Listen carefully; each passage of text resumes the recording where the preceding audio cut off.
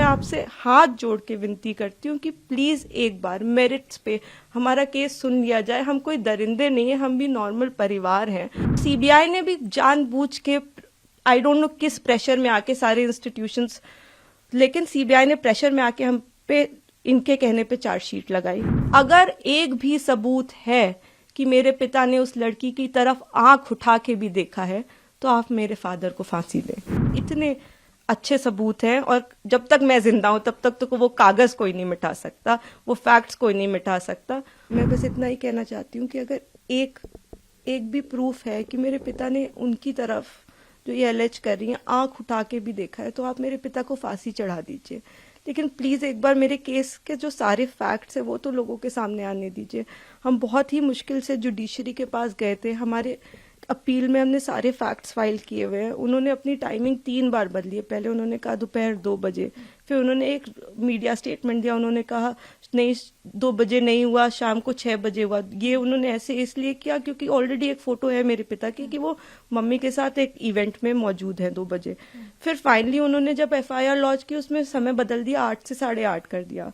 Record पे है कि जो मेरे फादर की लोकेशन है, वो जो अलेज कर रही है जो जगह, उससे 17 किलोमीटर दूर मेरे फादर की लोकेशन है। वो खुद उस वक्त फोन पे बात कर रही हैं जिस वक्त उन्होंने ये टाइमिंग अलेज की है। तो इतने सारे सबूत होने, एम्स की रिपोर्ट है जो बता रही है कि वो 18 साल के ऊपर है और वो खुद को माइनर 15 साल की बच्ची बताती हैं। मैं बस ये आपके माध्यम से कहना चाहती हूँ कि मैं समझ रही हूँ कि आपकी भावना एक तरफ जुड़ी हुई है क्योंकि आपने ये सारे फैक्ट शायद कभी सुने नहीं है और ना किसी ने हमें नहीं अप्रोच किया कि आप अपना आपके फैक्ट्स क्या है। किसी ने उनसे कभी पूछा कि आप एक सबूत दिखा दीजिए कि आपकी तरफ कुलदीप सिंह सेंगर ने कभी आंख उठा के भी देखा। मैं कह रही हूँ अगर वो दिखा दे तो फांसी दे दे, लेकिन आप इस तरह का अनड्यू प्रेशर बना के, वो उन्होंने क्या किसी को पता है कि वो एक पॉलिटिकल पार्टी से एसोसिएटेड है। 2022 में उनकी मां ने विधानसभा का चुनाव लड़ा हुआ है उन्नाव से। ये सब चीजें वो नहीं बताएंगे क्योंकि वो सब चीजें उनके नैरेटिव को सूट नहीं करता। हम भी 2 बेटियां हैं, 8 साल से ड्यू प्रोसेस, मतलब हम कभी धरना देने नहीं बैठे, हम कुछ नहीं किया, हम ड्यू प्रोसेस पे विश्वास रख के, और आज भी हमें पूरा विश्वास है कि अंत में, क्योंकि हमारा केस इतना स्ट्रांग है, अंत में हमारी जीत होगी। लेकिन 8 साल हो गए। मैं आपसे हाथ जोड़ के विनती करती हूँ कि प्लीज एक बार मेरिट्स पे हमारा केस सुन लिया जाए। हम कोई दरिंदे नहीं है, हम भी नॉर्मल परिवार हैं। और वो हमें कुछ भी पावरफुल बोल ले या कुछ भी कह ले, असल बात तो यही है ना कि 8 साल से इतने सबूत होने के बावजूद वो जेल में बंद है क्योंकि एक बार आपने ऐसा झूठा इल्जाम उन पे लगा दिया। इस केस में इन्होंने स्टेटमेंट्स तो अपने बहुत सारे बदले ही हैं, जो कि आप अगर मुझसे कहेंगे तो मैं आपको डिटेल में प्रोवाइड कर दूंगी। इन्होंने समय 3 बार बदला है। पहले इन्होंने कहा कि दोपहर को 2 बजे कुलदीप सिंह सेंगर ने मेरे साथ रेप किया। उसके बाद इन्होंने कहा नहीं दोपहर के 2 नहीं बज रहे थे, शाम के 6 बज रहे थे। फिर इन्होंने चेंज किया, कहा नहीं ये नहीं हो रहा था, शाम के 8:30 बज रहे थे। जब सीबीआई ने मेरे फादर की लोकेशन निकाली तो उनकी लोकेशन 17 किलोमीटर दूर उनके उन्नाव ऑफिस की पाई गई। सीबीआई ने दूसरे केस में सीबीआई ने जानबूझ के हमें चार्जशीट किया और उसके बाद जब दूसरे केस में चार्जशीट लगाई तो हमें पता लगा कि हमने जब वो CDR देखे तो हमें पता लगा कि ये तो उस वक्त पे फोन पे बात कर रही थी। तो सीबीआई ने भी जानबूझ के आई डोंट नो किस प्रेशर में आके सारे इंस्टीट्यूशंस, लेकिन सीबीआई ने प्रेशर में आके हम पे इनके कहने पे चार्जशीट लगाई। मैं देखिए किसी पे इल्जाम नहीं लगा रही, मैं बस ये कह रही हूँ कि अभी भी ये सारे तथ्य हमारी अपील में मौजूद है। हमारे पास इनका एक रिकॉर्ड है। एक बार हमारी बात प्लीज सुन ली जाए क्योंकि हम भी बेटियां हैं, 8 साल से इधर उधर भटक रहे हैं। उनके साथ देने के लिए तो बहुत लोग हैं। हम अकेले ही कोर्ट जाते हैं, अगर वो हमें गाली देते हुए भी हमारे बगल से निकल जाती हैं तो उनके पास सिक्योरिटी है, हमारे पास मैडम सिक्योरिटी नहीं है। वो गाली भी देती है तो भी सब कहते हैं कि तुम्हें अपने पापा को निकालना है ना बेटा, तो सीधे देखती रहो, गाली खाती रहो, लेकिन तुम्हें जवाब नहीं देना है। हमने आज तक किसी को जवाब नहीं दिया, यही सोचते हुए क्योंकि हम प्रोसेस में कि हम हर चीज सही ढंग से करेंगे, हम किसी ऐसे वैसे लोगों के पास नहीं जाएंगे। तो कहीं ना कहीं इतने सबूत है इसमें कि हमें जीत मिलेगी। तो हम उसी का इंतजार कर रहे हैं। हमारी बस हाथ जोड़ के यही कि हम बिल्कुल विश्वास करते हैं, हम सारी संस्थाओं पे विश्वास करते हैं, लेकिन मैं बस इतना प्रे करना चाहती हूँ कि किसी के प्रेशर में आके कोई काम ना हो। आप सबूत देख के काम करिए। अगर सबूतों में हमारे जरा सा भी आपको गड़बड़ लगे तब आप ये काम करिए, लेकिन नहीं है। उनसे कहीं ना वो एक चीज सबूत दिखाए। वो बोलते हैं कि ट्रक वाला जो एक्सीडेंट बताते, कितनी मिस इन्फॉर्मेशन है कि 11 बार कि हो सकता है। IIT दिल्ली, CBI, NHRC सारी की एक्सपर्ट टीम बनाई गई थी, इसमें सबने पाया कि वो नेचुरल एक्सीडेंट था। मेरे फादर उस केस से डिस्चार्ज हो चुके हैं, लेकिन आप देखिए आपको कोई मीडिया चैनल नहीं बताएगा कि मेरे पिता उस केस से डिस्चार्ज हो गए थे जिसमें वो कह रही हैं कि लोगों को मरवाया। आज भी आपने यही नैरेटिव बना रखा है कि लोगों को मरवाया। मतलब इतना झूठ, इतना मिस इन्फॉर्मेशन है वहां पे कि मैं बस रिक्वेस्ट करना चाहूंगी, प्लीज किसी तरह का मिस इन्फॉर्मेशन मत फैलाएं। आपके जैसे भी सवाल हो आप मुझसे पूछ लें। आप फादर की डेथ की बात करते हैं, मेरे पिता उस वक्त टाउन में ही नहीं थे, he was not even present in Unnao. ये भी एलिगेशंस लगाए गए हैं।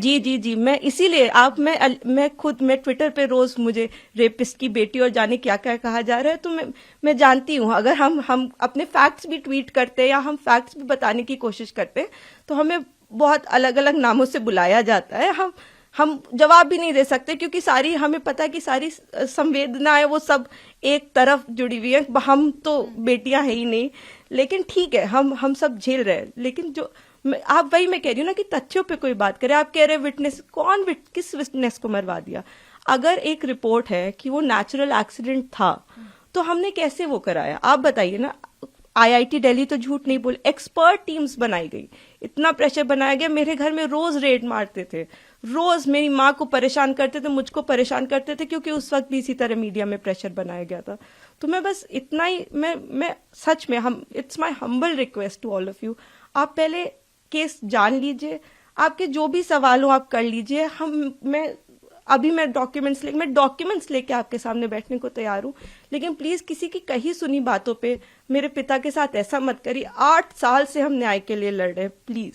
जी, मैं सारी चीजें देख रही हूँ। मैंने आपको इसीलिए बताया कि कुछ उनके पॉलिटिकल अफिलिएशंस भी हैं और मुझे कोई वो बिल्कुल प्रोटेस्ट करे, लेकिन जहां वो प्रोटेस्ट कर रहे हैं उनसे आप एक बार जाके कह दीजिए कि आप प्लीज सबूत दे दीजिए, एक बार दिखा दीजिए कि क्या सबूत है कि कुलदीप सिंह सेंगर ने आपके साथ ऐसा ऐसा किया। एक बार मैं मीडिया के मेंबर से रिक्वेस्ट है कि कोई भी एक बार जाके उनसे पूछ ले कि आप एक सबूत दे दीजिए। मैडम, मैंने तो 6-7 पॉइंट बताए हैं, आप एक पॉइंट बता दीजिए कि ये सबूत है कि आपके साथ ऐसा ऐसा उस दिन हुआ, सिवाय आपके बोलने के, जिसमें भी आपने कई बार अपने बयान बदले हैं। आपने मेरे पिता पे आपने एक केस फाइल किया, अन्य लोगों पे 2.5 महीने बाद आपने सोच समझ के, शायद ये आप में से कम लोगों को पता होगा, 2000 में इनके चाचा हिस्ट्री शीटर हैं, उन पे 17 मुकदमे हैं, 17, and these are not put by us. मैं जब पैदा हुई हूँ उसके पहले से मुकदमे चल रहे हैं, तो इसके पहले कि लोग इसमें भी कुछ सोचे।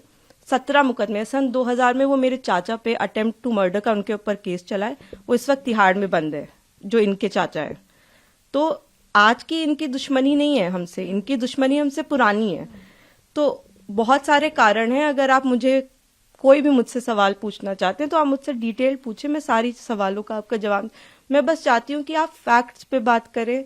आप एक बार, मैं भावनाएं समझती हूँ सबकी, किसी को भी, मैं खुद एक बेटी हूँ, मुझे ये कहानी किसी बच्ची की सुनाई जाती तो मैं भी शायद ट्विटर पे गालियां ही लिख रही होती, लेकिन उस कहानी में कितना सच है ये जान लीजिए कि दूसरी तरफ भी हैं बेटियां, दूसरी तरफ भी लोग हैं। जिस इंसान को आप इतना बुरा समझ रहे हैं वो नहीं है, वो 2 बच्चियों के, और मैं इसलिए नहीं कह रही कि आप आर्ग्यूमेंट्स वो लेके आए, लेकिन वो भी इंसान, क्या उन्होंने देखा भी आंख से? आप एक प्रूफ दे दीजिए और आप मेरे पिता को फांसी पे चढ़ा दीजिए। मैं कह रही हूं, अगर एक भी सबूत है कि मेरे पिता ने उस लड़की की तरफ आंख उठा के भी देखा है तो आप मेरे फादर को फांसी दें। लेकिन अगर वो सबूत नहीं है तो हमें पूरा हक है कि हमारे भी सबूत सुने जाएं। प्लीज हमें वो मौका दीजिए। बिल्कुल, आपने शायद डिटेल्ड ऑर्डर देखा होगा, उसमें आप मेरे जो सीनियर एडवोकेट रहे उन्होंने, मिस्टर एन हरिहरन जी, उन्होंने सारे पॉइंट्स पे आर्ग्यू किया था। उन्होंने आर्ग्यू किया था कि ये माइनर नहीं थी, एम्स की रिपोर्ट है। उन्होंने आर्ग्यू किया था कि 3 अलग अलग इन्होंने टाइम बताए। उन्होंने आर्ग्यू किया था कि हमारे पिता की CDR लोकेशन 17 किलोमीटर दूर की। उन्होंने आर्ग्यूमेंट किया था कि ये फोन पे है। ऐसा नहीं है कि कोर्ट के सामने हमने जाके कह दिया हम पब्लिक सर्वेंट नहीं है और कोर्ट ने कहा कि आप रिहा हो जाइए। हमने सारा पूरी चीज कोर्ट के सामने प्रस्तुत की और हर चीज लीगली हुई है। मैं कह रही हूँ कि जो लोग ऑर्डर का ऑपरेटिव, आप पूरा ऑर्डर पढ़िए ना कि क्या हमारी तरफ से सिर्फ एक ही आर्ग्यूमेंट किया गया है। हमने पूरी चीज, हमने 5 पॉइंट अपने कोर्ट के सामने रखे हैं। तो आप लोग बेहतर समझते हैं कि वेकेशंस में, और आपने मुझे ऑलरेडी बताया ही, लेकिन हमें जुडिशरी पे पूरा विश्वास है। हम 8 साल से इसी विश्वास पे जिंदा हैं क्योंकि हमें जुडिशरी पे विश्वास है, हमें इस प्रोसेस पे विश्वास है कि एक ना एक दिन इतने अच्छे सबूत हैं, और जब तक मैं जिंदा हूं तब तक तो वो कागज कोई नहीं मिटा सकता, वो फैक्ट्स कोई नहीं मिटा सकता। तो उन फैक्ट्स के होप में कि ये एक दिन सबके सामने आएंगे, मैं जिंदा हूं। और मैं यही कहना चाहती हूँ कि प्लीज किसी भी इंस्टीट्यूशन पे आप अपनी भावनाओं पे आके मत प्रेशर बनाएं। आप एक बार फैक्ट समझ लें, आप समझ लें कि आप क्या सपोर्ट कर रहे हैं, किस चीज का सपोर्ट कर रहे हैं। आपने सिर्फ एक साइड सुनी है अभी, और दूसरी तरफ को जानने की कोशिश भी नहीं की। तो थोड़ी कोशिश करके, बाकी हमें पूरी उम्मीद है कि हम आगे इसमें जीतेंगे। ये हम उम्मीद पे ही 8 साल से जी रहे हैं, लेकिन होपफुली कि हमारे फैक्ट्स इस बार इग्नोर नहीं किए जाएंगे। हमें पूरी उम्मीद है कि हम सुप्रीम कोर्ट से जीतेंगे।